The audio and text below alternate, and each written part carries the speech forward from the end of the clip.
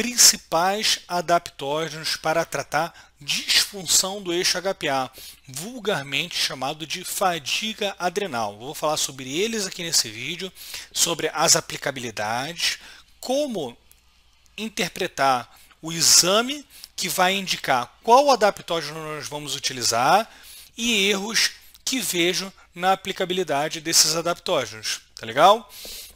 Primeiro ponto, pessoal. Para fazer a utilização desses adaptógenos, nós precisamos fazer um exame chamado cortisol salivar 3 a 4 amostras.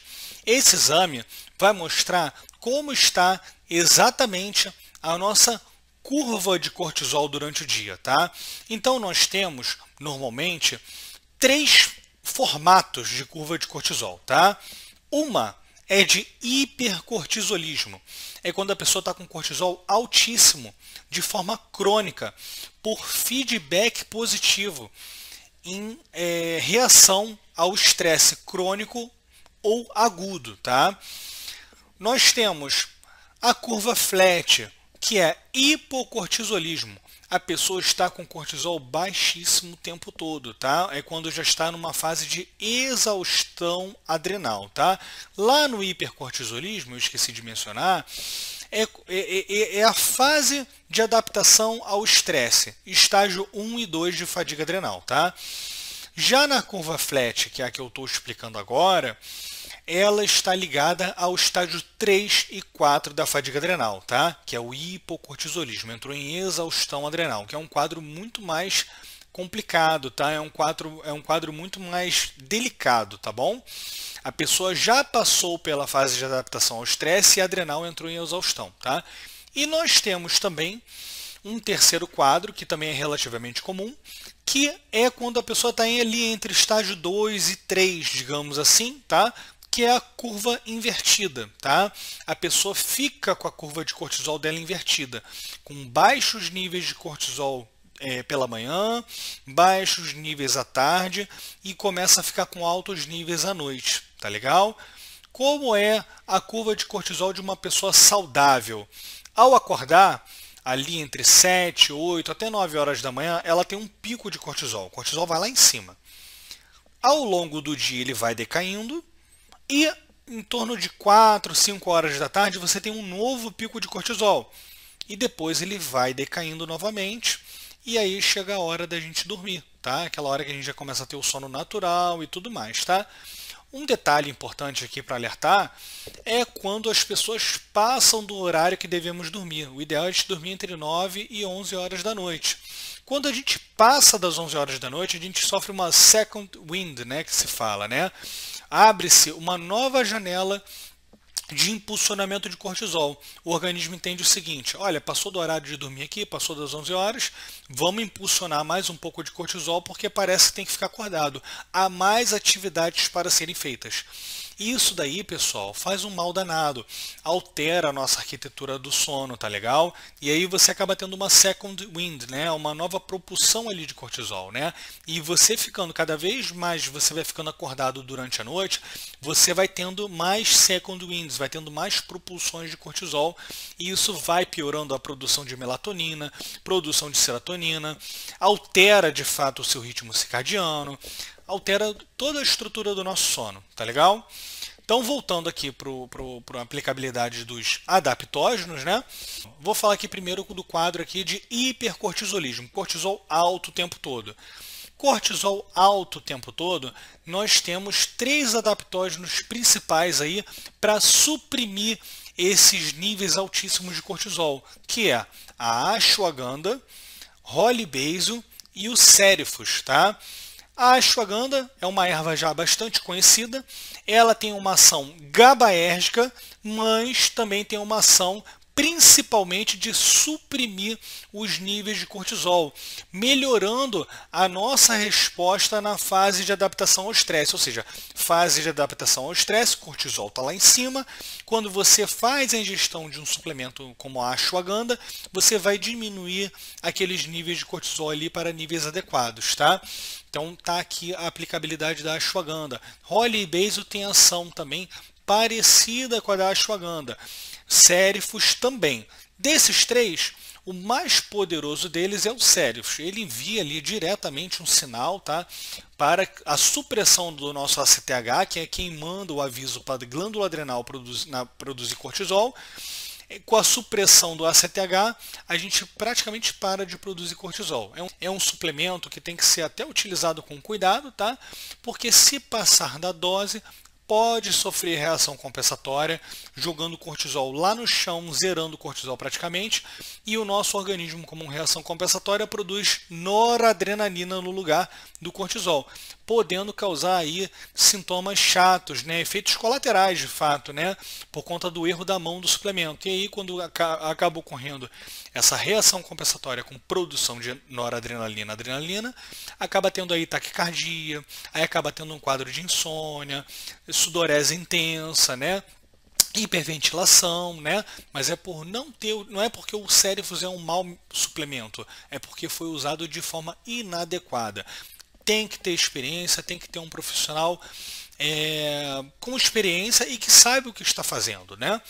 Então falei aqui com vocês dos suplementos para um caso de hipercortisolismo, tá?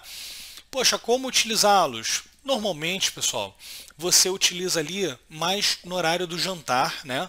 A ashwagandha e o holy basil junto ao jantar, né? Não necessariamente precisando usar todos os suplementos, eu estou dando um exemplo aqui de como utilizá-los. A ashwagandha e holy basil normalmente junto ao jantar e o cérifos imediatamente antes de dormir. Dependendo do quadro, o cérifos pode ser utilizado ali em torno de 6 horas da noite, tá? Para já começar a dar uma diminuída na produção de cortisol e utilizado novamente antes de dormir, tá? Que aí você ajusta a curva. Isso depende, como eu falei para vocês, do exame de cortisol salivar 3 a 4 amostras, tá? Caso de hipocortisolismo, níveis baixíssimos de cortisol.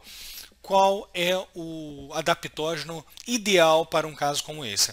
No quadro de hipocortisolismo, você vai utilizar a raiz de acaçuz, a licorice root, né? A raiz de acaçuz ela vai aumentar a biodisponibilidade do cortisol, tá?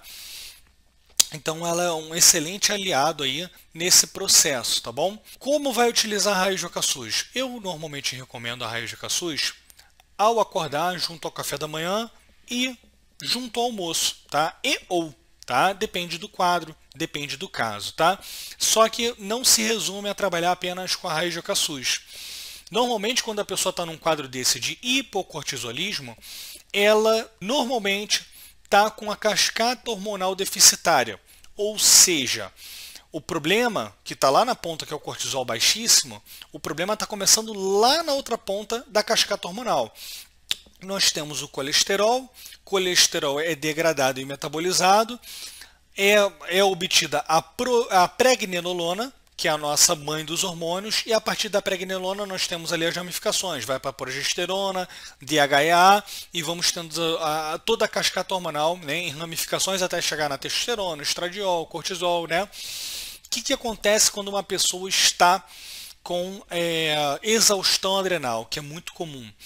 A cascata hormonal lá na base costuma estar deficitária, com deficiência de pregnenolona, DHEA e progesterona, tá?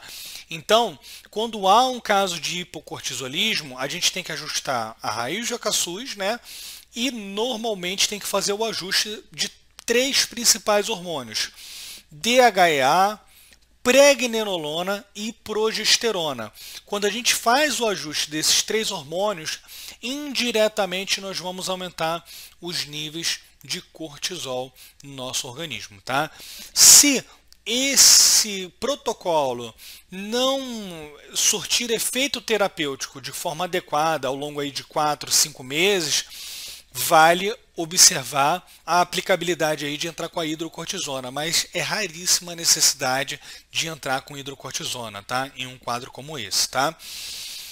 E no terceiro caso, nós temos aí a curva invertida, com cortisol baixo durante o dia e alto durante a noite. Aqui a gente pode adequar os adaptógenos de acordo com a curva, tá? Utilizar a raiz de acaçuz durante a manhã e início da tarde para modular para cima a biodisponibilidade desse cortisol e utilizar a ashwagandha, holy basil, cérifos à noite, né, para modular o cortisol para menos e induzir o sono de forma adequada.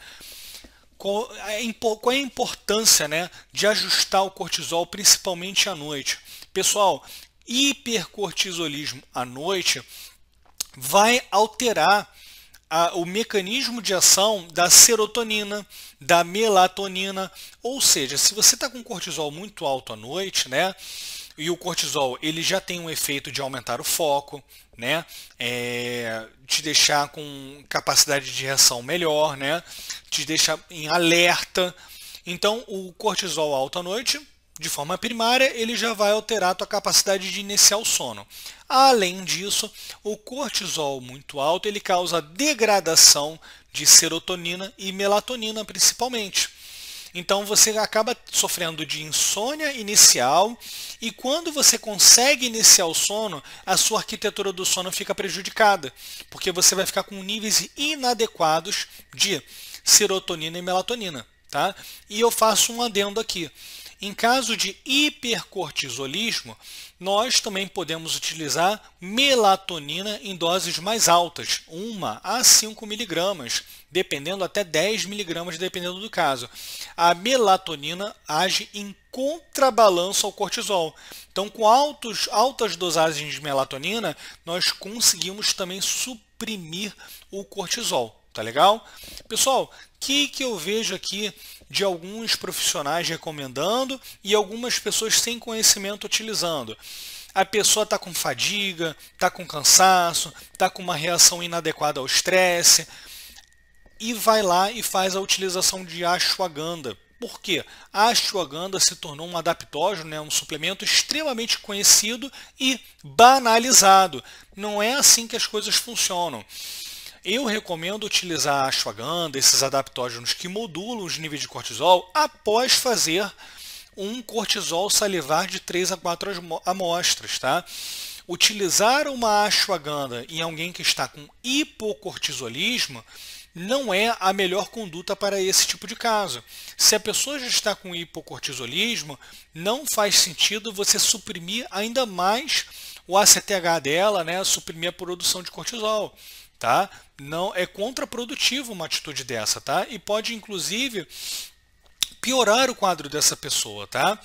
Uma coisa que eu vejo de alguns profissionais é o seguinte: olha, esses profissionais falam, né? Olha, os adaptógenos, né, são ervas que vão identificar as necessidades do nosso organismo. Se precisar mais cortisol, elas vão lá e aumentam o nível de cortisol. Se precisar diminuir os níveis de cortisol, elas vão lá e diminuem o nível de cortisol. Gente, nenhuma dessas ervas, desses adaptógenos, tem inteligência própria, digamos assim, e vai modular para mais ou para menos, tá? Os níveis de cortisol. Não vão regular o seu eixo HPA de acordo com como ele esteja. Tá? Cada uma dessas ervas, desses adaptógenos, elas têm um mecanismo de ação que vai ou modular para mais ou modular para menos. Não tem essa coisa de que um adaptógeno ele vai entender qual é a necessidade maior do teu organismo e vai modular para mais ou para menos. Não, isso não acontece, tá? Nós temos aí mecanismo de ação, tá legal? Então, gente, quando for utilizar esses adaptógenos, o ideal é que tenha um exame de cortisol salivar, tá? Para aplicar de forma adequada, porque aplicando de forma errada é contraprodutivo.